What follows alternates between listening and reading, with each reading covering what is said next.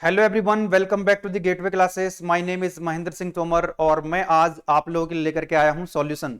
Sir, किस चीज का सॉल्यूशन है ये? तो AKTU BTech first year odd sem 22-23 में जो आपका एग्जाम हुआ था फंडामेंटल्स ऑफ मैकेनिकल इंजीनियरिंग, उसी का ये सॉल्यूशन है। And my dear students, I know that many of you are waiting for one shot revision video. तो मैं आपको बता देता हूं, ऑलमोस्ट हमारा सिलेबस कंप्लीट हो चुका है एप्लीकेशन के अंदर।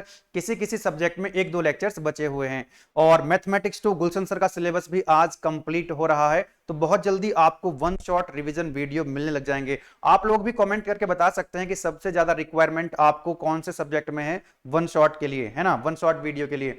चलिए बात करते हैं सॉल्यूशन की। तो जैसा कि आप सभी जानते हैं, एक बच्चा अभी पूछ रहा था कमेंट करके कि व्हाट्सएप पे मैसेज किया हुआ था कि सर हमारा ऑड सेम में जो पेपर हुआ है वो 70 मार्क्स का हुआ है और 3 आवर्स का हुआ है। क्या इवन सेमेस्टर में जो अभी एग्जाम हमारे आ रहे हैं, क्या यही रहने वाला है 70 मार्क्स का? तो मैं आपको बता देता हूं, बहुत छोटी सी बात है ना, क्योंकि क्वेश्चन पूछा है इसलिए मैं बता रहा हूं आपको कि भाई आपका जो सिलेबस है अभी 22 में रिवाइज हुआ है, तो 4 साल तक आपका यही पैटर्न रहेगा और केवल एक ही क्वेश्चन पेपर अवेलेबल है as per this new pattern, है ना।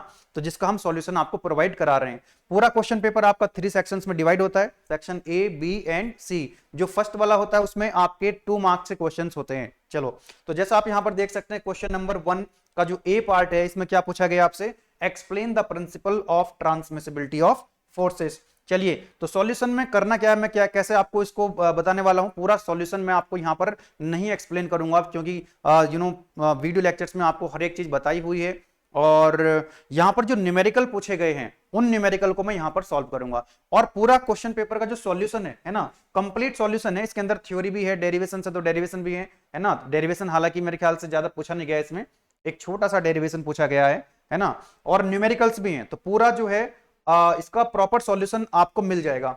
अब बात यह है कि इसका सॉल्यूशन मिलेगा कैसे आपको, है ना। तो ये भी मैं आपको बता देता हूं, केवल मैकेनिकल का ही नहीं, बाकी जितने भी पेपर हुए हैं बीटेक फर्स्ट ईयर के, ऑड सेम में जितने भी पेपर हुए हैं बीटेक फर्स्ट ईयर के ऑड सेम के अंदर, सारे क्वेश्चन पेपर और उनके सॉल्यूशंस आपको फ्री ऑफ कॉस्ट एप्लीकेशन के अंदर हम लोग प्रोवाइड करा रहे हैं, है ना। तो जिन लोगों ने एप्लीकेशन डाउनलोड किया हुआ है उनको स्टडी मटेरियल के अंदर ये मिल जाएंगे। जिन्होंने एप्लीकेशन डाउनलोड नहीं किया है तो गूगल प्ले स्टोर में जाएंगे और सर्च करेंगे गेटवे क्लासेस, और जैसे ही आप एप्लीकेशन को ओपन करेंगे तो यहाँ इस कॉर्नर में 3 बार आपको दिखाई देंगे, वहां पर आप क्लिक कर दीजिएगा तो बहुत सारे ऑप्शंस खुलेंगे। तो वहां पर स्टडी मटेरियल पे आपको क्लिक करना है। जैसे ही आप स्टडी मटेरियल पे क्लिक करेंगे तो वहां पर आपको एक फोल्डर मिलेगा, क्वेश्चन पेपर ऑड सेम 22-23। सारे क्वेश्चन पेपर आपको वहां पर मिल जाएंगे एक साथ एक ही जगह, है ना। चाहे वो M1 हो, M2 का तो भी पहली बार होने वाला है paper, physics, chemistry, electrical, electronics, PPS, mechanical, ये सारे क्वेश्चन पेपर आपको एक ही जगह मिल जाएंगे एकदम सिस्टमेटिक मैनर में। और जैसे आप उस पर क्लिक करोगे इस फोल्डर पे, उसके बाद आपको सॉल्यूशंस मिल जाएंगे, है ना। तो इलेक्ट्रिकल का सॉल्यूशन ऑलरेडी उसके अंदर पड़ा हुआ है, मैकेनिकल का सॉल्यूशन भी मैंने आज डाल दिया है, तो आपको ये मिल, और बचे हुए जो क्वेश्चन पेपर हैं उनके सॉल्यूशंस भी वहां पर आपको मिल जाएंगे फ्री ऑफ कॉस्ट, है ना। गूगल प्ले स्टोर पे आप सर्च कर लीजिए एप्लीकेशन को, या फिर नीचे वीडियो के डिस्क्रिप्शन में लिंक मिल जाएगा, आप डायरेक्ट गूगल प्ले स्टोर पे जाकर के एप्लीकेशन को डाउनलोड कर सकते हैं और जितने भी सॉल्यूशंस है क्वेश्चन पेपर के उनको आप रीड कर सकते हैं, अपनी तैयारी बेहतर कर सकते हैं। चलिए, तो जो फर्स्ट वाला क्वेश्चन था, फर्स्ट का ये part principle of transmissibility of forces, तो यहां पर मैं कोई भी थ्योरी का एक्सप्लेन नहीं करूंगा क्योंकि 3 घंटे का पेपर होता है आपको, और मेरे को सारे क्वेश्चंस मैंने यहां पर लिखे हुए हैं, सभी क्वेश्चन के आंसर यहां पर लिखे हुए हैं। तो आप सोचो कितना समय लग जाएगा। तो केवल मैं न्यूमेरिकल प्रॉब्लम सॉल्व करूंगा, पूरा सॉल्यूशन आपको मिल जाएगा विद इन एप्लीकेशन। चलिए, तो जो इसका फर्स्ट का बी पार्ट है 2 मार्क्स में, जो नेक्स्ट क्वेश्चन आपसे पूछा गया है, कह रहा है क्वेश्चन के अंदर, ध्यान दीजिएगा क्या कह रहा है क्वेश्चन के अंदर आपको, तो find the moment of 100 Newton force acting at be about point A H shown in the figure. तो जो हमारे पुराने वाले वन शॉट वीडियो है ना, तो एग्जैक्टली वही क्वेश्चन है जो हमने करा रखा है, ठीक है। ये बिल्कुल सेम क्वेश्चन पूछा गया था, बहुत छोटा सा क्वेश्चन है। तो यहां पर आप देखो, ये पॉइंट ए है, ये पॉइंट ए है and this point is B. इस पॉइंट बी पर एक फोर्स लगा हुआ है 100 न्यूटन का, और ये एंगल दे रखा है आपको 60 डिग्री। क्या पूछ रहा है आपसे? पॉइंट ए पर आपको पूछा गया है मोमेंट। तो मोमेंट कैसे लेते हैं बेसिक लेक्चर्स में आपको बता रखी पूरी कहानी। तो इसको करना क्या है आपको, ना तो ये हॉरिजॉन्टल है ना ये वर्टिकल है, तो आप क्या करो, इसके 2 कंपोनेंट ले लो, पता है आपको, इसको रिजॉल्व कर लो लाइक दिस। तो ये कंपोनेंट कितना हो जाएगा 100, ये है एंगल 100 न्यूटन का फोर्स है, और ये एंगल कितना है 60 डिग्री है, तो ये हो जाएगा आपका 100 cos 60। बोलो इतनी बात तो समझ में आती है। और ये कंपोनेंट कितना हो जाएगा 100 साइन 60, 100 साइन 60। बोलो यस और नो। अब क्या करना है आपको, पॉइंट ए के अबाउट मोमेंट लेना है इन दोनों फोर्सेस का। बोलो यस और नो। तो लिखेंगे यहां पर पॉइंट ए के अबाउट मोमेंट कितना होगा, तो इस कंपोनेंट देखो यहां पर पेन रखो, और ये देखो ये जो कंपोनेंट है 100 cos 60, ये इसको क्लॉकवाइज घुमा रहा है कि एंटी क्लॉकवाइज, क्लॉकवाइज घुमा रहा है ना। यहां पर देखो जिस पॉइंट के अबाउट आप मोमेंट लिखते हो ना, वहां पर पेन रख लो। अब देखो कौन से फोर्स का मोमेंट लेते हो, तो आप ले रहे हो 100 cos 60 का, तो ये घुमाएगा इसको क्लॉकवाइज। अगर क्लॉकवाइज घुमाएगा तो क्या लिखोगे, प्लस कितना फोर्स है 100 cos 60। अब आपको मोमेंट लिखने के लिए क्या करना होता है, फोर्स इंटू परपेंडिकुलर डिस्टेंस। अब आप देखो ये जो फोर्स लगा हुआ है इसकी परपेंडिकुलर डिस्टेंस कितनी है, जिस पॉइंट के अबाउट मोमेंट ले रहे हो, तो परपेंडिकुलर डिस्टेंस कितनी है, यही तो होगी। इसका जो लाइन ऑफ एक्शन है वो ये है, तो यहां तक इसकी परपेंडिकुलर डिस्टेंस कितनी है, that is equal to 500 mm। तो 500 से आप मल्टीप्लाई करेंगे। बोलो यस और नो। इसके अलावा एक और फोर्स है, कौन सा, 100 साइन 60। तो लिखेंगे यहां पर 100 साइन 60, क्लॉकवाइज या एंटी क्लॉकवाइज, प्लस या माइनस। देखो जरा ध्यान से, यहां पेन रखो क्योंकि पॉइंट ए के अबाउट मोमेंट लिख रहे हो, तो ये तो इसको 100 साइन 60 कैसे घुमाएगा, एंटी क्लॉकवाइज। अगर एंटी क्लॉकवाइज घुमा रहा है तो कैसा साइन आएगा, नेगेटिव। माइनस कितना 100, एक लाइन का क्वेश्चन है, 2 मार्क्स में एक लाइन का क्वेश्चन आपसे पूछा गया है, 100 साइन 60। अच्छा डिस्टेंस कितनी हो जाएगी परपेंडिकुलर, देखो ये इसका लाइन ऑफ एक्शन है, ये इसका लाइन ऑफ एक्शन है, तो डिस्टेंस कितनी है, दैट इज 400 mm। तो मल्टीप्लाई करेंगे इससे 400 से। जब इसको आप सॉल्व करेंगे, सॉल्व कर लीजिए, मैं सॉल्व कर देता हूं जल्दी से इसको। That is 100 cos 60 into 500 minus 100 into sine 60 into 400। So it is coming out 9641। Minus में आ रहा है आंसर, माइनस के 9641 है ना अप्रोक्सीमेट। और यूनिट क्या हो जाएगी इसकी, क्योंकि जो फोर्स है ये किसमें है, न्यूटन में, तो ये क्या आ जाएगा आपका, this is Newton and this is mm। तो आंसर आएगा इसका न्यूटन mm में। अच्छा ये माइनस में आ रहा है, माइनस का मतलब क्या है, माइनस में अगर आ रहा है इसका मतलब ये एंटी क्लॉकवाइज है। तो आप क्या लिख सकते हो, आपका जो फाइनल आंसर होगा 9641 Newton mm anti clockwise, anti clockwise. बोलो भाई। तो ये छोटा सा क्वेश्चन आपसे 2 मार्क्स में पूछा गया था। आगे बढ़े, नेक्स्ट वाला जो क्वेश्चन है इसका 2 पार्ट हो गए आपके। नेक्स्ट क्वेश्चन की तरफ बढ़ते हैं।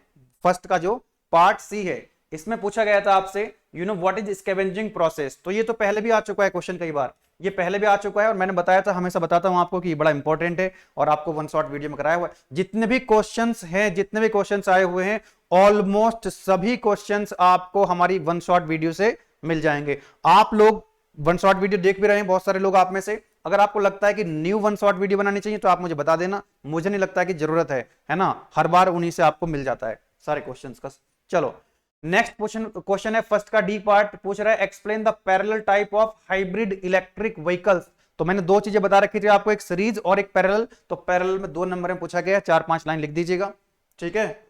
नेक्स्ट आपसे पूछा गया है डिस्क्राइब 1 टन ऑफ रेफ्रिजरेशन इन ऐसा यूनिट। मैं बताता हूं हमेशा, बहुत इंपॉर्टेंट है, पहले भी आ चुका है कई बार क्वेश्चन, इस बार भी पूछा गया आपसे, ठीक है। तो पढ़ लीजिएगा, आप इसको पढ़ रखा होगा, आपको सारे क्वेश्चंस आ रहे होंगे, बस मैं यहां पर न्यूमेरिकल सॉल्व करूंगा, पूरा सॉल्यूशन मिल जाएगा आपको।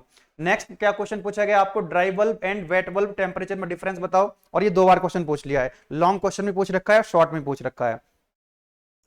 चलिए नेक्स्ट फिर से एक न्यूमेरिकल आ गया 2 नंबर में, और ये न्यूमेरिकल भी हमने वन शॉट वीडियो में करवा रखा है, एग्जैक्टली सेम न्यूमेरिकल। आप देखना हमारी पुरानी वन शॉट वीडियो में ये न्यूमेरिकल आपको मिल जाएगा। तो सबसे पहले जब क्वेश्चन को हमने, सबसे पहले न्यूमेरिकल क्या करना है आपको, रीड करना है केयरफुली, और लिखेंगे सबसे पहले उसमें given data, what is given data, है ना, क्या दे रखा है क्वेश्चन के अंदर, पढ़ो। Calculate the specific gravity of 1 litre of liquid. 1 litre मतलब वॉल्यूम आपको दिया हुआ है, कितना दिया हुआ है, 1 लीटर। और मैंने आपको बता रखा है कि इसको मीटर क्यूब में कन्वर्ट करने के लिए 10 की पावर -3 से मल्टीप्लाई करनी होती है, तो मीटर क्यूब में कन्वर्ट कर लिया। वेट दे रखा आपको 7 न्यूटन, है ना, वेट कितना दिया आपको, 7 न्यूटन। थोड़ा फास्ट चलेंगे, अगर आपको लग रहा है स्पीड कम है तो आप एप्लीकेशन में देख रहे हैं या यूट्यूब में देख रहे हैं तो अपनी स्पीड को बढ़ा लो, है ना, 1.5x कर लो। चलो जी, वेट आपको दे रखा है, और क्या पूछ रहा है आपसे, देखो सबसे पहले लिखना क्वेश्चन के अंदर, सबसे पहले लिखना जब न्यूमेरिकल प्रॉब्लम आएगा कि गिवन डेटा, सबसे पहले क्या दिया हुआ है क्वेश्चन के अंदर, देन उसके बाद क्या फाइंड आउट करना है आपको, क्या फाइंड करना है, लिखेंगे यहां पर to find specific gravity. Specific gravity आपको बतानी है ना, कह रहे ना क्वेश्चन के अंदर कैलकुलेट द स्पेसिफिक ग्रेविटी। चलो भाई, स्पेसिफिक ग्रेविटी क्या होती है? It is defined as the ratio of density of fluid upon density of standard fluid. तो उसके लिए पहले डेंसिटी तो निकालो इस फ्लूइड की, इस फ्लूइड की डेंसिटी निकालनी पड़ेगी आपको। तो मैंने एक प्रॉपर्टी आपको पढ़ा रखी है, स्पेसिफिक वेट। क्या होता है specific weight? Weight per unit volume. अच्छा, वेट कितना दे रखा है आपको? 7 न्यूटन। ओके, और वॉल्यूम कितना दे रखा है आपको? वॉल्यूम आपको दिया हुआ है 1 लीटर, यानी कि 10 की पावर -3 मीटर क्यूब। तो क्या आपको यहां से स्पेसिफिक वेट मिल जाएगा? यस, कितना आ जाएगा? 7000 न्यूटन पर मीटर क्यूब। और आपको मैंने ये भी बताया हुआ है कि एक रिलेशन होता है किसमें? स्पेसिफिक वेट और डेंसिटी में। वो क्या होता है? Specific weight is equal to rho into g. ये रिलेशन पता रखा है आपको मैंने। तो स्पेसिफिक वेट कितना है आपके पास? 7000 इक्वल टू रो इनटू जी। जी की वैल्यू कितनी है? 9.81। तो यहां से आपको डेंसिटी मिल जाएगी। और डेंसिटी कितनी आ जाएगी? ये आ जाएगी आपकी आई थिंक 713 किलोग्राम पर मीटर क्यूब। कितने आ जाएगी? 713 किलोग्राम पर मीटर क्यूब। आपसे पूछा गया स्पेसिफिक ग्रेविटी। क्या पूछा गया आपसे? Specific gravity. तो स्पेसिफिक ग्रेविटी होती क्या है? स्पेसिफिक ग्रेविटी क्या होती है? The density of fluid upon density of standard fluid. बोलो यस और नो। ये सारी फ्लूइड प्रॉपर्टीज आपको बता रखी है, स्टार्टिंग में यही टॉपिक आता है फ्लूइड की प्रॉपर्टीज। ठीक है, चलो स्पेसिफिक ग्रेविटी आपको बतानी है। फ्लूइड की डेंसिटी कितनी आ गई है? 713। तो वैल्यू पुट कर दो यहां पे 713। और मैंने आपको बताया हुआ है कि स्टैंडर्ड फ्लूइड क्या होता है? लिक्विड के लिए वाटर और गैसेस के लिए एयर। तो यहां पे तो लिक्विड है ना, क्वेश्चन के अंदर क्या है? लिक्विड है। तो स्टैंडर्ड फ्लूइड क्या हो जाएगा? वाटर। तो वाटर की डेंसिटी कितनी होती है? 1000 किलोग्राम पर मीटर क्यूब।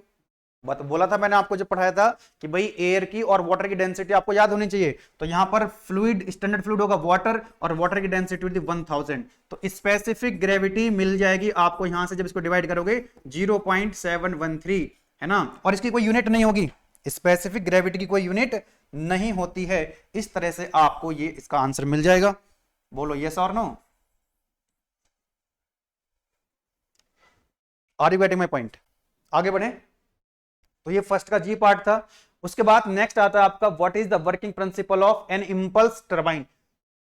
तो इंपल्स टरबाइन का छोटा सा डायग्राम बना देना और 2-3 लाइन लिख देना। एक्चुअली अब यहां पर देखो, अगर ये इसने 2 नंबर में क्वेश्चन पूछा है, कितने मार्क्स में पूछा है? 2। What is working principle of impulse turbine, यही क्वेश्चन वो 7 मार्क्स में पूछ सकता है। सेम क्वेश्चन को वो 7 मार्क्स में पूछ सकता है। अब ये आपके विवेक पर निर्भर करता है कि आपको कितना लिखना है। अब 2 मार्क्स में अगर एक्चुअली बहुत सारे स्टूडेंट्स क्या करते हैं 2 मार्क्स में, अच्छा इंपल्स टरबाइन, इसका तो मेरे को डायग्राम भी आता है, इसके तो मेरे को वर्किंग भी आती है, सारे पार्ट्स के बारे में। अगर 2 मार्क्स में आप उसके पार्ट्स के बारे में लिखेंगे, वर्किंग भी लिखेंगे, सब कुछ लिखेंगे, डायग्राम भी बनाएंगे, तो मैक्सिमम मार्क्स तो 2 ही मिल सकते हैं ना आपको।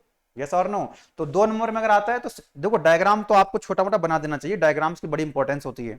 ठीक है, अगर 7 मार्क्स में आएगा तो इसके हर एक पार्ट्स के बारे में लिखोगे, इसकी वर्किंग में भी लिखोगे, इसकी वर्किंग भी एक्सप्लेन करोगे। लेकिन केवल 2 मार्क्स में पूछा गया क्वेश्चन तो आपको इतना लिखना है, केवल, ज्यादा नहीं लिखना है। ठीक है ना, 4-5 हाफ पेज में या फिर 4-5 लाइन में, डिपेंड करता है कि क्वेश्चन किस टाइप का है, तो उतना ही आपको लिखना। 2 नंबर में बहुत ज्यादा नहीं लिखना होता है। ठीक है, बहुत स्पेसिफिक लिखना है लेकिन कम लिखना है, क्योंकि अगर 2 मार्क्स के क्वेश्चन को अटेम्प्ट करने में आप ज्यादा समय लगाओगे तो क्या हो जाएगा, आपको लॉन्ग क्वेश्चन में समय कम मिलेगा। चलो नेक्स्ट है फर्स्ट का आई part, differentiate between accuracy and precision.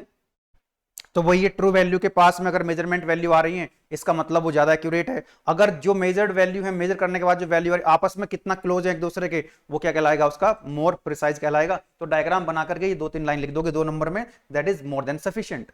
उसके बाद आपसे पूछा गया था ट्रांसड्यूसर क्या होता है। तो मैं बहुत ज्यादा समय नहीं लूंगा आप लोगों का, मैं आगे बढ़ रहा हूं, न्यूमेरिकल सॉल्व करूंगा, बाकी पूरा सॉल्यूशन आपको मिल रहा होगा। ठीक है, चलो उसके बाद मोस्ट इंपॉर्टेंट क्वेश्चन है, तो स्ट्रेस स्ट्रेन कर्व बनाना था आपको माइल्ड स्टील के लिए और कास्ट आयरन के लिए। तो ये लॉन्ग क्वेश्चन में ही हमेशा आता है, मैं हर बार बोलता हूं, न जाने कितनी बार पहले आ चुका है। पहले आपका 10 मार्क्स में आता था ये क्वेश्चन, है ना, जब 100 नंबर का 100 मार्क्स का आपका क्वेश्चन पेपर हुआ करता था, तो ये 10 मार्क्स में आता था लॉन्ग क्वेश्चन। तो बहुत ही ज्यादा इंपॉर्टेंट है क्वेश्चन ये।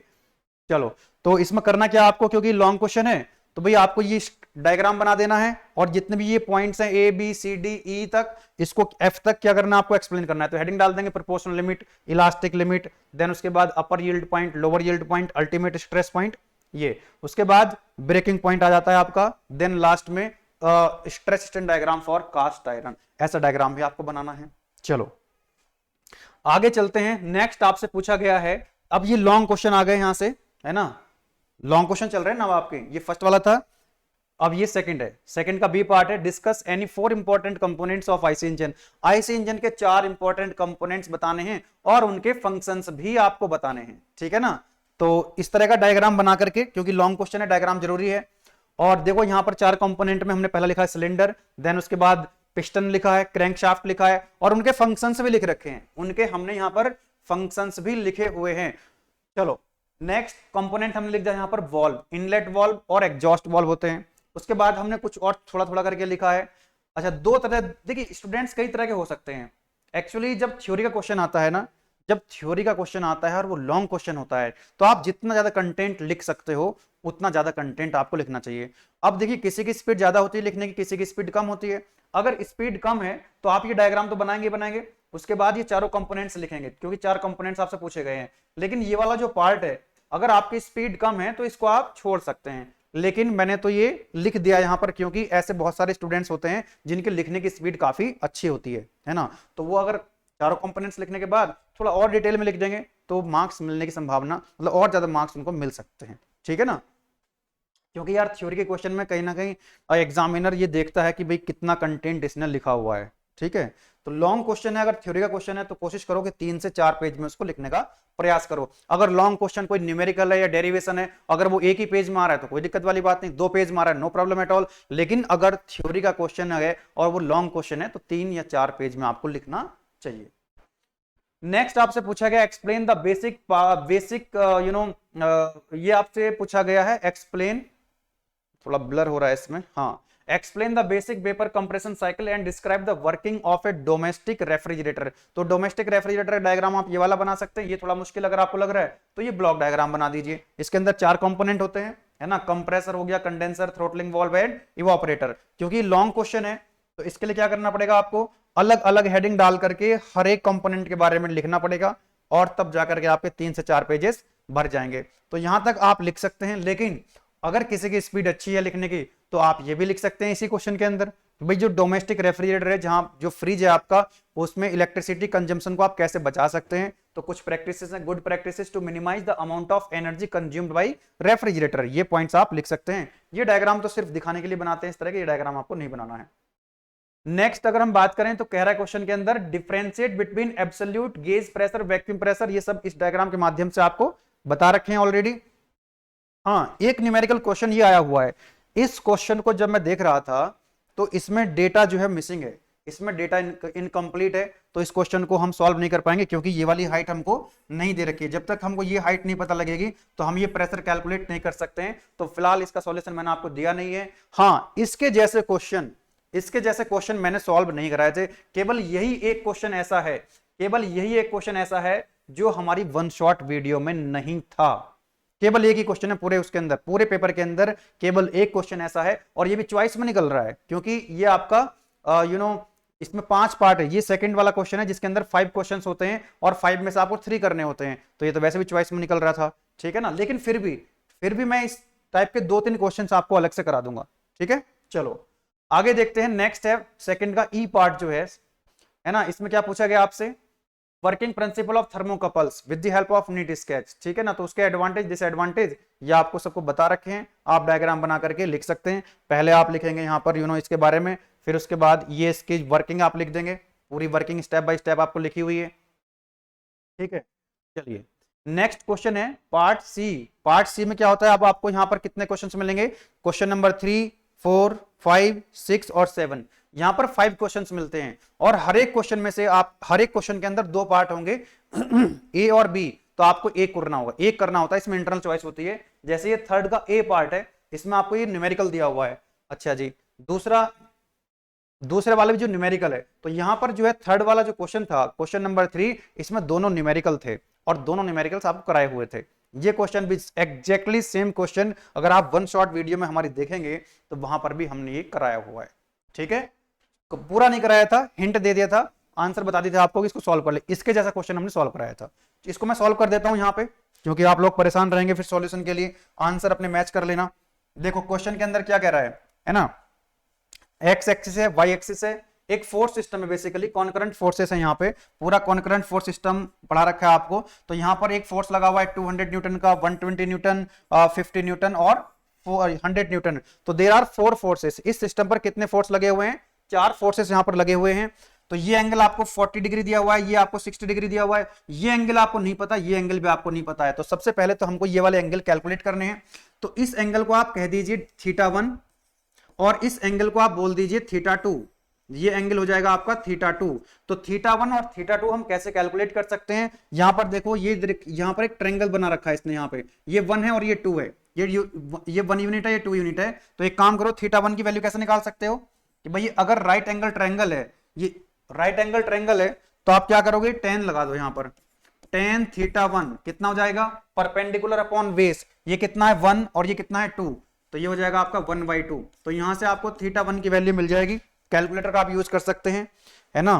तो ये हो जाएगा आपका उधर जाकर के tan इनवर्स। तो शिफ्ट प्रेस करके आप tan प्रेस करेंगे और 1/2, इट इज कमिंग आउट 26.56। 26.56। तो θ1 की वैल्यू आ गई। इसी तरह से आप यहां पर देखो, इसमें tan लगाओ जरा। tan θ2 कितना हो जाएगा? ये है इसका परपेंडिकुलर और ये इसका बेस है, तो 4/3 दे रखा है क्वेश्चन के अंदर, 4/3। तो यहां से आपको θ2 मिल जाएगा। कितना आएगा? Shift tan 4/3, it is coming out 53.13, 53.13 degree. तो θ1 θ2 की वैल्यू आपने कैलकुलेट कर ली है। इस डायग्राम को मैं आगे बना देता हूं बहुत जल्दी से, है ना। चलो बहुत जल्दी से उस डायग्राम को ड्रॉ कर लेते हैं और सॉल्व कर देते हैं क्वेश्चन को। सॉल्व कर देते हैं क्वेश्चन को। This is X axis and this is Y axis, और इसी तरह से ये माइनस वाई हो जाएगी और ये हो जाएगी माइनस के एक्स। लिख दें यहां पे यस और नो। अरे खुद से सॉल्व भी कर लेना इनको। जब ये क्वेश्चन आया तो हो सकता है कि इसके टाइप का क्वेश्चन एक और आ जाए। ये हो जाएगी आपकी एक्स एक्सिस, ये है आपकी वाई एक्सिस। तो यहां पर देखो जरा, फोर्स जो लगे हुए हैं, यहां पर लगा हुआ है फोर्स 200 न्यूटन और ये एंगल कितना है? θ1 26.56। तो यहां पर दिखा देंगे 200 न्यूटन। कितना फोर्स है? 200 Newton. Okay, let me change the colour. Yes 200, और एंगल कितना था? 26 अरे कितना एंगल था? 26.56। ये जो एंगल आया था हमारा 26.56 and this force is 200 newton. If I am not wrong, it is equal to 200। उसके बाद ये फोर्स है 120 न्यूटन। 120 न्यूटन, बोलो यस और नो? यस। और ये जो एंगल है, ये फोर्स कितना है? This is 120 newton and this angle कितना आया हमारा? ये एंगल आया था θ2, यानी कि 53.13। तो लिख देंगे यहां पर हम 53.13। मतलब 7 मार्क्स में एकदम लड्डू क्वेश्चन आया, एकदम बहुत सिंपल सा क्वेश्चन है अगर आपको कॉन्सेप्ट अगर आते हैं। देखिए उसके बाद एक फोर्स लगा हुआ है आपका 50 न्यूटन। एंगल कितना है? 60 डिग्री। 50 न्यूटन का एक फोर्स है और ये जो आपको एंगल दे रखा है ये 60 डिग्री दिया हुआ है। ये फोर्स आपको 50 न्यूटन दिया हुआ है। एक और फोर्स है that is equal to 100 newton. 100 newton, है ना। यहां पे आपको एक फोर्स दे रखा है 100 न्यूटन, दिस वन, और ये एंगल आपको दे रखा है 40 डिग्री। बस बन गया आपका। सिंपली क्या करते हैं इस क्वेश्चन को सॉल्व करने के लिए? आपको करना है समेशन एफ एक्स कितना होगा, एक्स डायरेक्शन में जितने भी फोर्सेस हैं उनको एक्स डायरेक्शन में रिजॉल्व कर लो। ठीक है, तो कितना आएगा?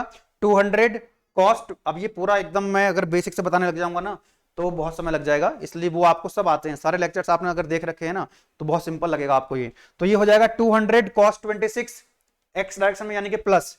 तो यहां पर लिखेंगे 200, कितना हो जाएगा? 200 cos 26.56। देन उसके बाद ये फोर्स है 120, तो 120 के भी दो कंपोनेंट आएंगे, एक वाई में और एक एक्स में। तो अभी तो हम समेशन एफ एक्स यानी कि एक्स डायरेक्शन में फोर्सेस को लिख रहे हैं। तो ये हो जाएगा आपका 120 cos 53.13, माइनस में आएगा माइनस के 120 cos 53.13। उसके बाद ये वाला फोर्स है कितना है? 50 न्यूटन है। तो इसके भी दो कंपोनेंट है, एक्स में कितना आ जाएगा? तो 50 cos 60 माइनस में, माइनस के 50 cos 60। देन एक ये वाला फोर्स है 100 न्यूटन, तो तो ये तो इसमें देखो x प्लस एक्स में जाएगा। अच्छा ये एंगल कितना हो जाएगा, दिस एंगल इज 50 डिग्री। अगर ये 9 टोटल तो 90 होता है ना ये, तो कितना हो जाएगा 40, ये है तो ये 50 हो जाएगा। ये इधर जाएगा प्लस में, तो प्लस 100 cos 50, प्लस 100 cos 50। तो मैं इसका आंसर आपको बता देता हूं कितना आ रहा है। समेशन एफ एक्स की वैल्यू आ जाएगी, it will be equal to, आप चेक कर लीजिएगा कैलकुलेशन चेक कर लीजिएगा, समेशन एफ एक्स आएगा 146 पॉइंट समथिंग।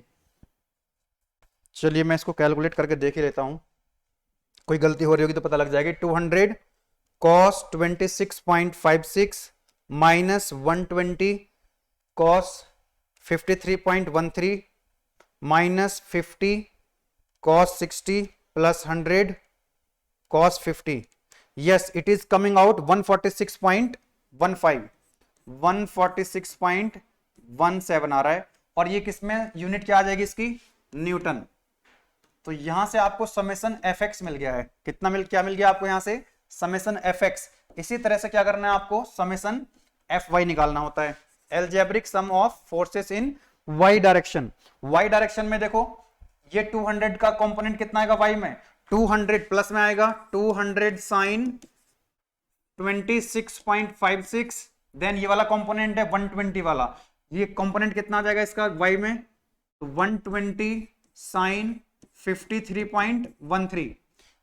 50 का कंपोनेंट कितना आएगा वाई में, तो ये आएगा देखो नीचे माइनस आ जाएगा, कितना हो जाएगा 50 साइन 60, माइनस के 50 साइन 60, देन उसके बाद 100, ये भी नीचे जाएगा, तो 100 साइन 50 माइनस के 100 साइन 50। ओके, तो algebraic sum of forces in Y direction summation F Y कितना आ जाएगा, सॉल्व करेंगे 200 sine 26.56 okay plus 120 sine 53.13 minus 50 sine 60।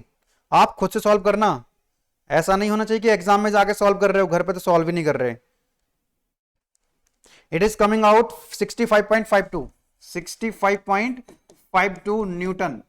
तो यहां से आपको समेशन एफ एक्स, देखिए अगर नंबर ऑफ फोर्सेस 2 से ज्यादा हैं तो आपको क्या करना है, जितने भी फोर्सेस हैं उनको एक्स डायरेक्शन में रिजॉल्व करो और वाई डायरेक्शन में, यानी कि समेशन एफ एक्स निकालो, समेशन एफ वाई निकालो। अब इनका जो रिजल्टेंट है वो कैसा आएगा, जैसे ही आपने समेशन एफ एक्स और समेशन एफ वाई लिख लिया तो आपको रिजल्टेंट मिल जाएगा R, that is equal to summation F X square, जो दोनों वैल्यू आई हैं उनका स्क्वायर कर दो और जोड़ दो, समेशन एफ वाई का स्क्वायर। तो बताओ जरा यहां से रिजल्टेंट कितना मिल रहा है आपको, वैल्यू पुट करो, 146.17 का स्क्वायर प्लस 65.52 का स्क्वायर।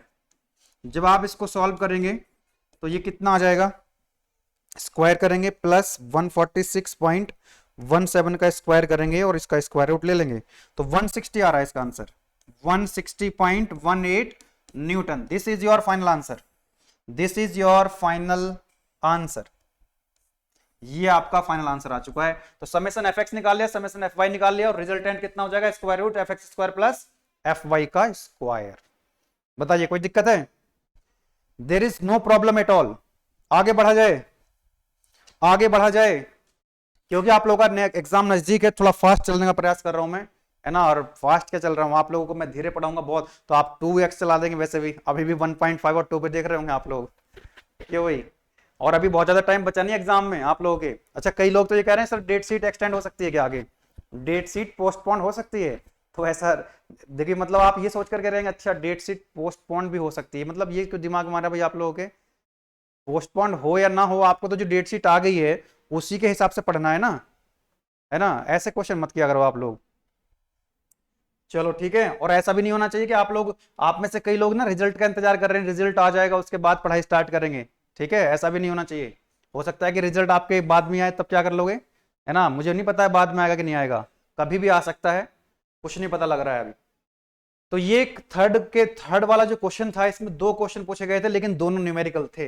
अगर आप न्यूमेरिकल छोड़ के जाते हो तो ऐसा भी हो सकता है कि आप 100% पेपर यानी 70 मार्क्स का पेपर अटेम्प्ट ही ना कर पाओ पूरा, क्योंकि देखा आपने जो थर्ड वाला क्वेश्चन था यहां पर दोनों न्यूमेरिकल पूछ लिए गए थे आपसे। चलिए नेक्स्ट वाला जो क्वेश्चन है इसको देखते हैं। N axial load of 22 kilonewton 45 mm wide and 15 mm thick. तो डायग्राम बना लो जल्दी से इसका, डायग्राम बना लो। ऐसे करके कोई एक बार है ना, मेरे ख्याल से एक न्यूमेरिकल और बचा हुआ है इसके अंदर, बस सॉल्यूशन हमारा कंप्लीट हो रहा है। अब यहां पर देखो जरा, ये एक बार है और यहां पर क्या करना है आपको, फोर्स अप्लाई करना है। कितना फोर्स अप्लाई करना है, 22 किलोन्यूटन। अब वो कंप्रेसिव होगा कि टेंसाइल होगा, कंप्रेसिव फोर्स लगा दें 22 किलोन्यूटन या फिर टेंसाइल, वो कैसे पता लगेगा आपको, ऐसा तो बोला नहीं इसने, लेकिन इसने इतना बोला है, क्या बोला इन्होंने कि भाई इलोंगेट हो जाता है ना, ये क्या हो जाता है, इलोंगेट, ध्यान देना, इलोंगेट हो जाता है। इलोंगेट हो रहा है मतलब खींच रहा है, वो बार जो है वो खींच रही है, तो टेंसाइल फोर्स लगाओगे तब ना खींचेगी, इसको अगर आप खींचोगे तब ना इसकी लेंथ बढ़ेगी, अगर इस पे कंप्रेसिव फोर्स लगाओगे तो इसकी लेंथ घट जाएगी। तो यहां पर बोल रहा है इलोंगेट हो रही है, मतलब उसमें वो खींच रहा है इलोंग, और कितना खींच रहा है, 3 mm वाइड। तो आपने क्या करना है, इसके ऊपर फोर्स लगाने होंगे, टेंसाइल फोर्स, है ना। और इस फोर्स को हम किससे लिखते हैं, फोर्स को लिखते हैं हम P से। किससे लिखते हैं, इसको हम लिखते हैं P से। तो फाइनली ये कुछ ऐसा दिख रहा होगा, बोलो यस और नो। मतलब इसकी जो इनिशियल लेंथ थी वो L थी, और फाइनल लेंथ कितनी होगी इसकी, L plus delta L। Final length कितनी हो गई, L plus delta L। Final length कितनी होगी इसकी, L प्लस डेल्टा L। अब देखो इसके अंदर जो गिवन डेटा है वो क्या दिया हुआ है आपको, बहुत सिंपल सा क्वेश्चन ये भी पूछा गया आपसे। देखो P की वैल्यू आपको दे रखी है, यस कितना है, 22 किलो न्यूटन।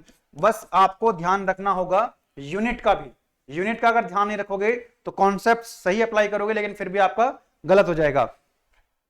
तो देखो P की वैल्यू कितनी है, 22 किलो न्यूटन, 45 mm वाइड और 15 mm थिक। मतलब इसका जो क्रॉस सेक्शन है वो कैसा है, इसका क्रॉस सेक्शन है रेक्टेंगुलर। इसका क्रॉस सेक्शन कैसा है, इसका क्रॉस सेक्शन है रेक्टेंगुलर, कुछ इस तरह का, यहां बना देता हूं मैं। इसका क्रॉस सेक्शन कैसा है, रेक्टेंगुलर। मान लो इसकी जो ये वाइड कितना है, 40 mm, इसको मान लो आप B, और थिकनेस कितनी है इसकी, 15 mm। आप लिख दो यहां पर T इसकी क्या है, थिकनेस है।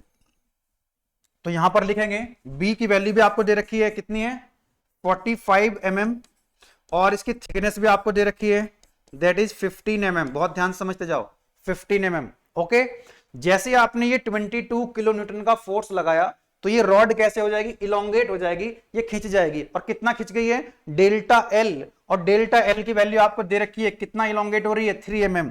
तो यहां पर डेल्टा L की वैल्यू आपको दे रखी है, that is equal to 3 mm। और जब ये इसकी लेंथ इंक्रीज होगी तो इसकी जो ये वाला, देखो एक बार बताओ, ये इसका डायमीटर है कुछ, ये सर्कुलर क्रॉस सेक्शन की है, इसको अगर मैं खींचूंगा तो इसकी लेंथ बढ़ेगी तो डायमीटर तो कम होगा ना, यस और नो, का डायमीटर क्या हो जाएगा, कम हो जाएगा। मान लो अगर ये रेक्टेंगुलर क्रॉस सेक्शन है, ये कैसा है, ये इसकी B है, और ये इसकी थिकनेस T है, और इसकी लेंथ है। इसको अगर आप खींचोगे तो लेंथ तो इसकी इंक्रीज होगी, तो ये वाली जो डायमेंशन है B, ये जो डायमेंशन है B, ये तो घटेगी ना, और ये थिकनेस की T वो घट जाएगी। बोलो यस और नो। तो कितनी, यहां पर आप देखो लिखा हुआ है, इसकी जो विड्थ है वो कॉन्ट्रैक्ट हो गई, इसकी जो विड्थ है B, इसकी विड्थ जो है B वो क्या हो गई, कॉन्ट्रैक्ट हो गई, कितना, 0.25 mm, यानी डेल्टा B मतलब change in width, that is equal to 0.25 mm। और भी कुछ दिया हुआ है क्वेश्चन के अंदर, the bar is 200 mm long, मतलब इसकी लेंथ जो L है वो दे रखी है आपको, L की जो वैल्यू है वो दे रखी है आपको, and that is equal to 200 mm। बहुत बढ़िया, चलो जी आगे देखते हैं। अब क्या कह रहा है, इसके अंदर स्ट्रेस आएगी, आपको ये देखना कि इसके अंदर पूछ क्या रहा है, टू डिटरमाइन, टू फाइंड, क्या फाइंड करवा रहा है आपसे, फर्स्ट वाला पार्ट में कह रहा है modulus of elasticity, capital E पूछ रहा है आपसे। सेकंड वाला पार्ट है पॉइजन रेशियो को म्यू से लिखते हैं, ये पूछ रहा है। एंड थर्ड पार्ट में क्या पूछ रहा है आपसे, the change in bar thickness, क्योंकि जब आप इसको खींचोगे तो उसकी विड्थ भी कम होगी और थिकनेस भी कम होगी, तो delta T, change in thickness, delta T की वैल्यू पूछ रहा है, इसके हिसाब से डेल्टा T निकालना है। डेल्टा B, डेल्टा L आपको दे रखे हैं क्वेश्चन के अंदर। चलो बहुत सिंपल सा क्वेश्चन है ये भी। तो सबसे पहले आप मुझे एक बात बताओ, ये जो इसका क्रॉस सेक्शन है, ये जो हमने इसका क्रॉस सेक्शन बनाया यहां पे, ये दिस वन, इसको क्या बोल रहे हो आप लोग, B, विड्थ इसकी, and this is what thickness delta T, sorry T. Now इसका एरिया कितना हो जाएगा, what is area, b into T, बोलो यस और नो। और b कितना है, ये आपको दिया हुआ है क्वेश्चन के अंदर, दैट इज 45, और t आपको दिया हुआ है दैट इज 15। ये आपको दिया हुआ है कितना, 45 mm क्वेश्चन के अंदर दिया हुआ है, एंड दिस इज 15 mm, ये भी आपको क्वेश्चन के अंदर दे रखा है। तो एरिया कितना हो जाएगा, ये भी mm और ये भी mm, तो एरिया आ जाएगा इसका 45 into 15, that is coming out 675, और ये हो जाएगा mm into m, that is mm square. Area आ जाएगा, कोई दिक्कत नहीं है, रेक्टेंगुलर क्रॉस सेक्शन है, बेस इंटू हाइट सब जानते हैं। Now what about the stress, इसके अंदर कितनी स्ट्रेस डेवलप होगी, स्ट्रेस होता है P अपॉन A, सब जानते हैं, और P की वैल्यू आपको क्वेश्चन के अंदर दे रखी है 22 किलो न्यूटन। इसको एक काम करो, 1000 से मल्टीप्लाई कर लोगे, 1000 से अगर आप इसको मल्टीप्लाई कर दो, 22 किलो न्यूटन है, 1000 से मल्टीप्लाई कर दोगे तो ये क्या बन जाएगा, न्यूटन, और नीचे क्या है एरिया 675, और यूनिट क्या होगी इसकी, एरिया की m स्क्वायर। तो यहां से आपको सिग्मा की वैल्यू मिल जाएगी 22 into 1000 upon 675, it is coming out 32.59, और यूनिट क्या आ जाएगी इसकी, न्यूटन पर mm स्क्वायर, जिसको आप मेगा पास्कल के नाम से भी जानते हो। लेकिन आपसे पूछा गया है क्या, यंग्स मॉडुलस पूछा गया आपसे। सबसे पहले क्या पूछा आपसे, अरे सबसे पहले पूछा गया आपसे यंग्स मॉडुलस या मॉडुलस ऑफ इलास्टिसिटी, और मॉडुलस ऑफ इलास्टिसिटी होता है stress upon strain. Modulus of elasticity पूछा गया, that is stress upon strain. तो स्ट्रेस आपने कैलकुलेट कर लिया, अभी आपको क्या चाहिए, स्ट्रेन और चाहिए, क्या चाहिए आपको, स्ट्रेन। और आप सभी जानते हैं strain is nothing but that is change in length upon original length. और चेंज इन लेंथ कितनी दे रखी है क्वेश्चन के अंदर, देखो change in length delta L 3 mm, और एल कितना है 200 mm, सब क्वेश्चन के अंदर दिया हुआ है, आपको क्वेश्चन के अंदर दिया हुआ है। तो यहां पे लिखेंगे delta L that is 3 mm upon 200 mm, है ना। Change in length delta L और एल आपको दे रखा है, तो यहां से आपको स्ट्रेन मिल जाएगा, कितना आ जाएगा 3 अपॉन 200, 0.015, और इसकी कोई यूनिट नहीं होगी, इट इज डायमेंशनलेस क्वांटिटी। अब आपको क्या करना है, स्ट्रेस आपके पास आ गया, स्ट्रेन आपके पास आ गया, अब आपको यंग्स मॉडुलस मिल जाएगा। फर्स्ट वाला पार्ट जो आपसे पूछा गया है that is stress upon strain. Stress की वैल्यू कितनी है 32.59, और ये है न्यूटन पर mm स्क्वायर, यूनिट का विशेष रूप से ध्यान रखना है।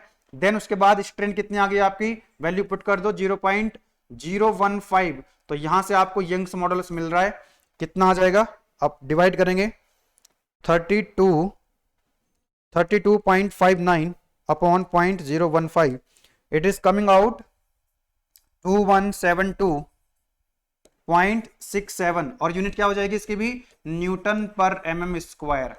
तो ये आ गया आपका आंसर। यही पूछा गया था आपसे कि बताओ यंग्स मॉडुलस कितना होगा, तो यंग्स मॉडुलस आपने बता दिया, यंग्स मॉडुलस कितना होगा, कुछ नहीं करा हमने। देखो भाई यंग्स मॉडुलस होता है स्ट्रेस अपॉन स्ट्रेन। स्ट्रेस कैसे निकालोगे, P अपॉन A, P आपको दे रखा है, एरिया कहां से आया, रेक्टेंगुलर क्रॉस सेक्शन का एरिया आपको पता है B इंटू टी। स्ट्रेन क्या होती है, longitudinal strain, delta L upon L, delta L और L आपको पता है, बस यहां से आपको क्या मिल जाएगा, अरे यहां से आपको यंग्स मॉडुलस मिल जाएगा। नेक्स्ट वाला जो पार्ट है आपका पूछा गया पॉइजन रेशियो, तो पॉइजन रेशियो क्या होता है, what about the Poisson ratio, Poisson ratio lateral strain upon longitudinal strain. और इस सेकंड वाला जो पार्ट है उसमें पूछा गया पॉइजन रेशियो, वो होता है आपका lateral strain upon longitudinal strain, सब कुछ आपको बता रखा है ना। लेटरल स्ट्रेन का मतलब होता है क्या, लॉन्गिट्यूडनल स्ट्रेन का मतलब क्या है, जिस डायरेक्शन में फोर्स लगा है उस डायरेक्शन में जो स्ट्रेन है वो लॉन्गिट्यूडनल है और उसके परपेंडिकुलर लेटरल। तो लेंथ लॉन्गिट्यूडनल है और थिकनेस और इसकी जो विड्थ है वो क्या है, लेटरल है। तो delta B upon V upon delta L upon L, ये क्या है आपका, this is longitudinal strain and this is the lateral strain. अब ये सारी वैल्यू आपको दे रखी है, तो पॉइजन रेशियो आपको मिल जाएगा। बताओ डेल्टा बी कितना है, देखो जरा यहां पे डेल्टा बी ये रहा 0.25, डेल्टा एल ये रहा 3 mm, एल है 200 mm और बी कितना है 45, वैल्यू पुट करो आंसर मिल जाएगा। डेल्टा बी है 0.25 और बी कितना है 45, डेल्टा एल कितना है 3, एल कितना है 200, जस्ट आपको वैल्यू पुट करनी है और यहां से आपको म्यू की वैल्यू मिल जाएगी 0.25 upon 45 upon 3 upon 200, it is coming out 0.37। 0.37 ये भी पूछा गया था आपसे, तो दूसरा आंसर आपको यहां से मिल गया। और क्या पूछा गया आपसे, 3 चीजें पूछी गई थी, देखो जरा यहाँ पे। यंग्स मॉडुलस हम कैलकुलेट कर चुके हैं, दूसरा पॉइजन रेशियो हम कैलकुलेट कर चुके हैं। अब आपसे पूछ रहा है change in bar thickness, delta T पूछ रहा है आपसे। तो एक बात बताओ आपको मुझे, जो पॉइजन रेशियो है भाई, लॉन्गिट्यूडनल की डायमेंशन कौन सी है एल, और परपेंडिकुलर कितनी थी 2, लेटरल 2 थी ना, एक थिकनेस और एक बी विड्थ उसकी। तो डेल्टा टी वाला फॉर्मूला लगा दो यहाँ पे, पॉइजन रेशियो ये भी तो होगा। अरे यार थर्ड वाला पार्ट पूछ रहा है आपसे पॉइजन रेशियो। जैसे आपने यहाँ पर डेल्टा बी अपॉन बी लिखा है, तो आप डेल्टा टी अपॉन टी भी तो लिख सकते हो। नीचे लॉन्गिट्यूडनली रहेगा delta L upon L, delta L upon L. Mu की वैल्यू कितनी आ गई 0.37, यहां से म्यू की वैल्यू पुट करो, और डेल्टा टी की वैल्यू आपसे पूछी गई है, और टी जो थिकनेस है वो आपको पता है 15 mm है, और डेल्टा एल कितना है 3, एल कितना है 200। सॉल्व करो इसको जरा, कितना आएगा ये 0.37 into 3 upon 200 into 15, it is coming out 0.083, है ना भैया, आप लोग भी चेक कर लेना इतना ही आ रहा है क्या, 0.083 mm, ये आपका आंसर आ गया। बताइए कोई दिक्कत वाली बात नहीं है, नो प्रॉब्लम। तो इस तरह से आपने देखा जो क्वेश्चन नंबर 3 था कि भाई इसमें जो चॉइस मतलब 2 क्वेश्चन पूछे जाते हैं, 2 क्वेश्चन पूछे गए, पार्ट ए में भी न्यूमेरिकल था, पार्ट बी में भी न्यूमेरिकल है। लेकिन अगर आपको बेसिक फंडामेंटल्स अगर आपको आते हैं, बेसिक कॉन्सेप्ट्स अगर आपको आते हैं, तो क्वेश्चंस बहुत सिंपल थे, कुछ भी मुश्किल इसके अंदर नहीं था। आगे चलते हैं नेक्स्ट क्वेश्चन की तरफ, है ना। ये स्लाइड तो एक्स्ट्रा हो गई। दूसरा जो नेक्स्ट है 4 वाला क्वेश्चन है, 4th का जो ए पार्ट है, इसमें पूछा गया था आपसे 4 स्ट्रोक एसआई इंजन, न जाने कितनी बार पहले भी आ चुका है और सबको रटा रखा है मैंने, सबको रटा हुआ है। तो 4 स्ट्रोक में आपको कंस्ट्रक्शन बताना है, वर्किंग बतानी है। लेकिन जो मेरे पुराने वाले नोट्स हैं, मेरा मन है कि मैं उनको अपडेट करूंगा इस बार। हालांकि सारे क्वेश्चंस अब तक उसमें से आते रहे हैं, लेकिन मैं चाहता हूं कि इस बार कुछ क्वेश्चंस, कुछ टॉपिक्स उसके अंदर मतलब थोड़ा डिटेल्ड कर दूं, उनको थोड़ा और बढ़ा दूं। मतलब अगर कुछ क्वेश्चंस ऐसे रहे, उसमें कुछ टॉपिक ऐसे हैं, मतलब बहुत सिंपल लैंग्वेज बने हुए हैं, अभी भी सिंपल लैंग्वेज ही मतलब उसमें थोड़ा सा कुछ नहीं करना है मुझे, थोड़ा सा टॉपिक ऐड करने हैं उन स्टूडेंट्स के लिए जिनकी राइटिंग स्पीड अच्छी खासी होती है और वो और ज्यादा कंटेंट लिख सकते हैं। तो मुझे कंटेंट उसमें थोड़ा ऐड करना है, ठीक है ना, ताकि जिनकी स्पीड बहुत ज्यादा है, राइटिंग स्पीड जबरदस्त है ना, तो वो ज्यादा कंटेंट लिख के आ सकें और मैक्सिमम मार्क्स वो गेन कर सकें। तो कंस्ट्रक्शन के लिए आप ये डायग्राम बना सकते हो और लिख सकते हो इसको, सिलेंडर के बारे में, पिस्टन के बारे में, ये सारी चीजें लिख सकते हो, क्रैंकशाफ्ट, स्पार्क प्लग और वॉल्व्स। उसके बाद वर्किंग लिखोगे, यहाँ पे ये डायग्राम बना देते हो वर्किंग में, और चारों स्ट्रोक के बारे में लिखोगे, सक्शन, कंप्रेशन, एग्जॉस्ट और वर्किंग स्ट्रोक, है ना। ये देखो सारे चारों के चारों स्ट्रोक्स यहाँ पर लिखे गए हैं। तो पूरा 3-4 पेज में एकदम बेहतरीन लिख करके आना इंपॉर्टेंट है। इसके जो बी पार्ट है, अच्छा ए और बी में से आपको एक क्वेश्चन करना है, इसमें थोड़ा समय ज्यादा कंटेंट इसलिए आपको दिखाई देगा क्योंकि इसमें हम चॉइस के क्वेश्चंस भी सॉल्व कर रहे हैं। अगर जैसे पार्ट, जैसे आपका बी सेक्शन है ना, उसमें से 5 में से 3 करने होते हैं, तो यहाँ तो मैंने 5 में से 5 किए हुए हैं ना। कोई चॉइस का जैसे आप क्वेश्चन नंबर 3, 4, 5, 6, 7 उसमें से क्या करना है आपको, 2 में से 1 करना है, मैंने यहाँ पर दोनों सॉल्व किए हुए हैं, ठीक है। चलो बी पार्ट में क्या पूछा गया आपसे, working principle of electric vehicles, बड़ा सिंपल सा क्वेश्चन है। And what are the major demerits of the vehicles, ये इलेक्ट्रिक व्हीकल्स का ये क्वेश्चन कराया हुआ है, कुछ भी दिक्कत वाली बात इसमें नहीं है, ठीक है। पूरा क्वेश्चन पेपर 1 शॉट वीडियो से आपको मिल रहा था यहाँ पे, तो आपने पूरा स्टेप बाय स्टेप यहाँ पर लिख दिया है, ठीक है। चलो थोड़ा सा कंटेंट मैंने यहाँ पर बढ़ा भी दिया है, जो हमने नोट्स आपको दे रखे हैं उससे ज्यादा कंटेंट आपको सॉल्यूशन के अंदर मिलेगा और मैं उनको भी अपडेट कर दूंगा। नेक्स्ट क्वेश्चन पूछा गया आपसे 5 का A part, dry bulb temperature, wet bulb temperature, ये 2 मार्क्स में पूछ लिया, इन दोनों में डिफरेंस, और फिर यहां पूछ लिया है ना, नींद में शायद बनाया होगा, कोई बात नहीं है। इसमें ड्यू पॉइंट टेम्परेचर और रिलेटिव ह्यूमिडिटी भी पूछ रखा है, तो यहां पर मैंने पूरा सॉल्यूशन लिख दिया है। आपको जस्ट क्या करना है, पढ़ लेना है, एप्लीकेशन में जाकर के आप वहां से डाउनलोड भी कर सकते हैं। नेक्स्ट जो क्वेश्चन है इसका बी पार्ट, इसमें कहा आपसे कि define coefficient of performance. Coefficient of performance क्या होती है रेफ्रिजरेटर के लिए, रेफ्रिजरेंट सिस्टम के लिए, and why do we express the performance in terms of COP instead of efficiency, ठीक है।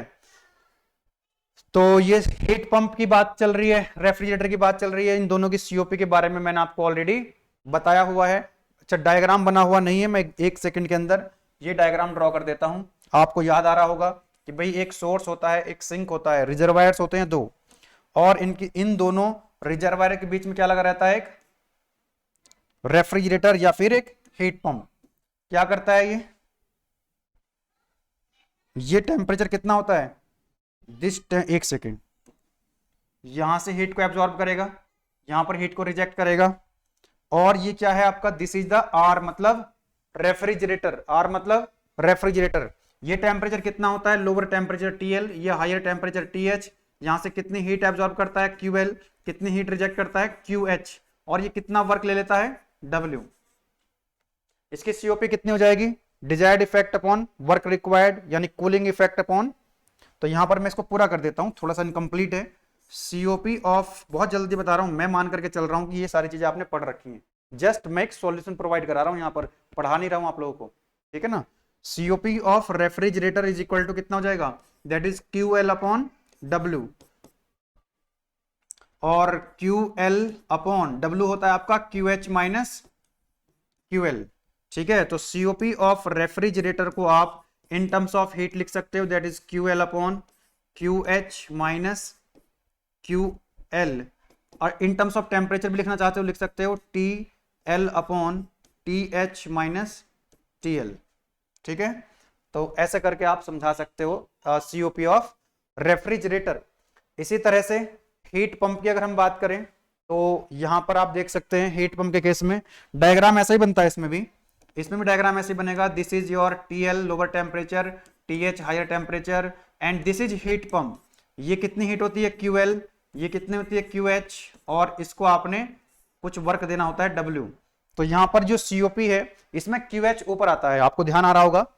तो ये हो जाएगा यहां से COP of heat pump is equal to कितना आएगा ऊपर, क्यू एच अपॉन नीचे आएगा Q H minus Q L, and that is equal to T H upon T H minus T L. इन सब के ऊपर हमने न्यूमेरिकल भी सॉल्व कर रखे हैं, इन सब के ऊपर हमने न्यूमेरिकल प्रॉब्लम भी सॉल्व कर रखे हैं, ठीक है ना, उनको भी आप देख सकते हो। इस टॉपिक के ऊपर, सीओपी के ऊपर, कूलिंग लोड के ऊपर न्यूमेरिकल अभी तक नहीं पूछा गया है, लेकिन पूछा जा सकता है, ठीक है ना। सारे न्यूमेरिकल्स आपको करा रखे हैं। फिर उसके बाद आता है relation between COP of refrigerator and heat pump.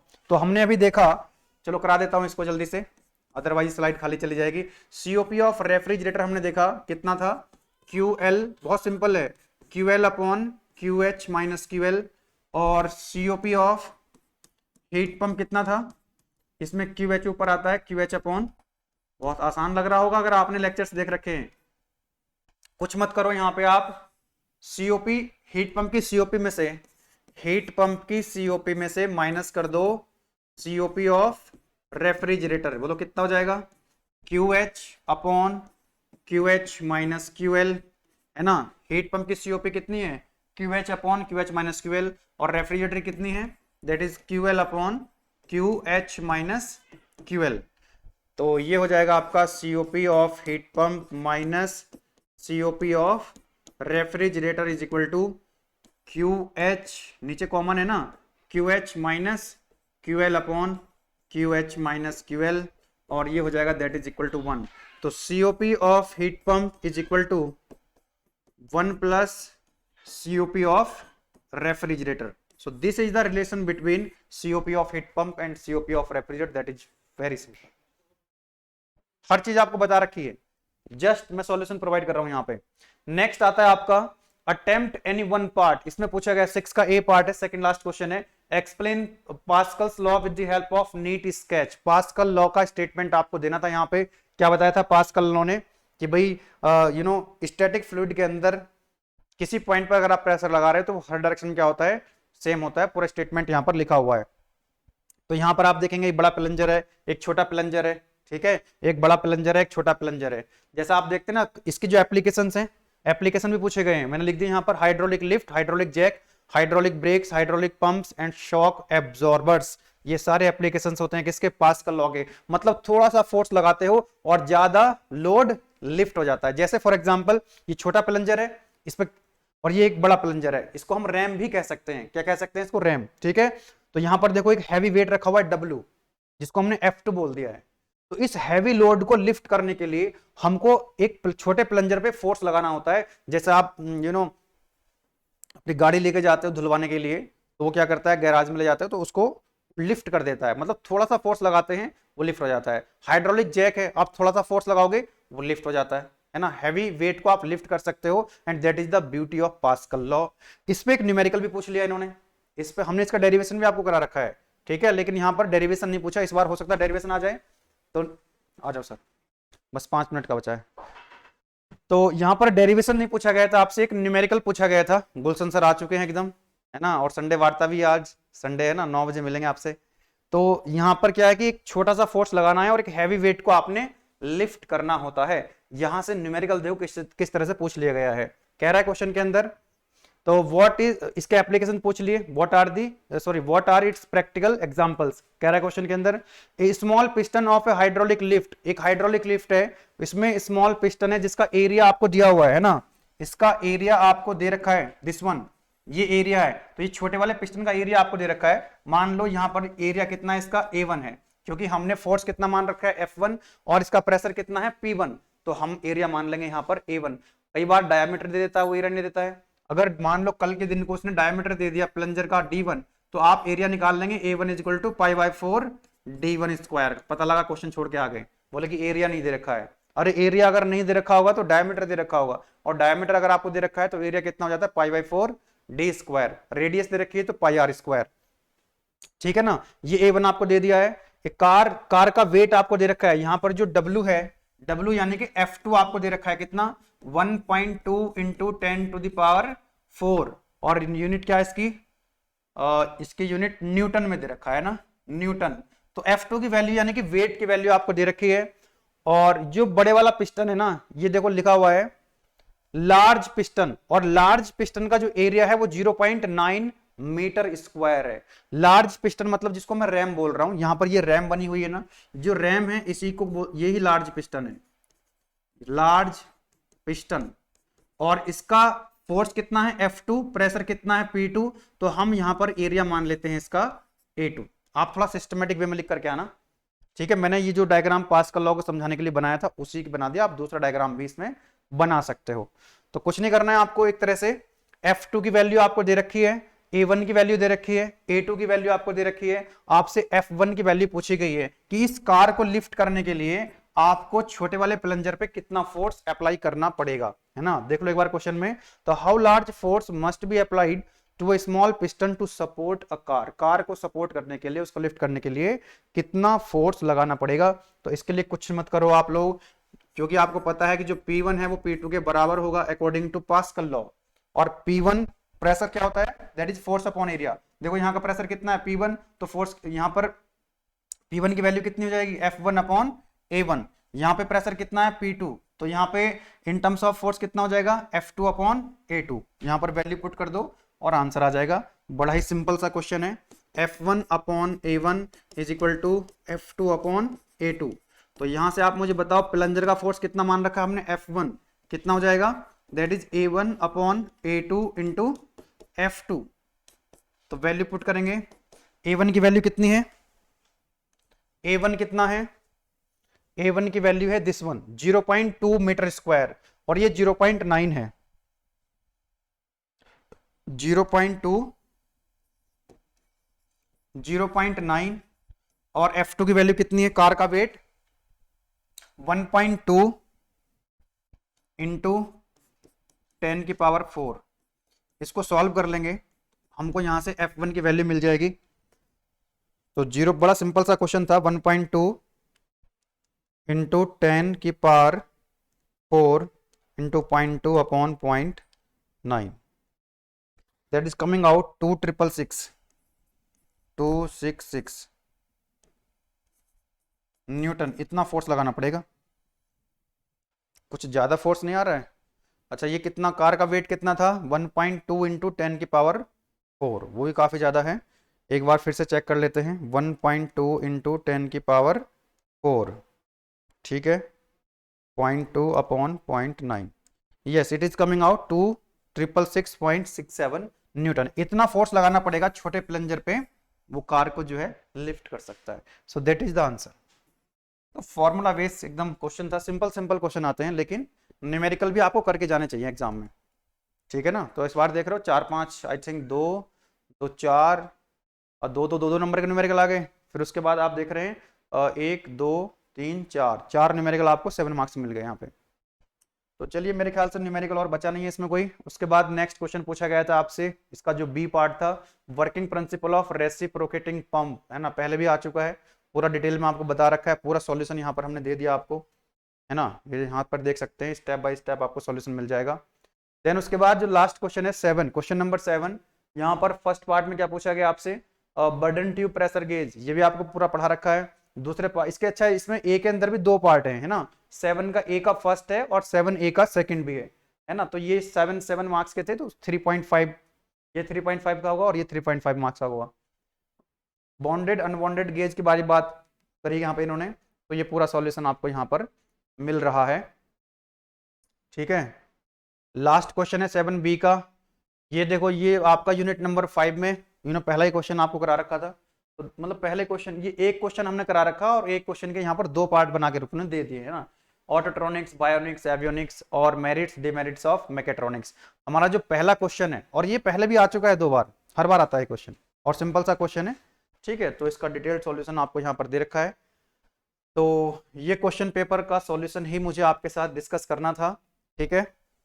और मैं एक बार फिर से बता देता हूं कि पूरा का पूरा जितने भी क्वेश्चन पेपर है हमारे ऑड सेम के, सभी क्वेश्चन पेपर और उनके सॉल्यूशंस आपको गेटवे क्लासेस एप्लीकेशन के अंदर मिल जाएंगे।